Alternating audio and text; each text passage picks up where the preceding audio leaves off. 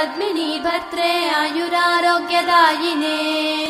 हर्षवल्ली निवासाय सूर्यदेवं तव सुप्रभातम् उत्तिष्ठोत्तिष्ठ चायेश उत्तिष्ठ उषयोज्ज्वल उत्तिष्ठ पद्मिनी कान्त लोकानां मङ्गलं कुरु मातः समस्त जगतां मधुकैटभारेः सव्येतराक्षी परितोषिणि पद्मनीड्ये नाथानुबद्ध भुवनावनबद्ध दीक्षे प्रत्यक्ष दैवतरमे तव सुप्रभातम् ध्याये किलाश्रित वरप्रद कल्पकल्पे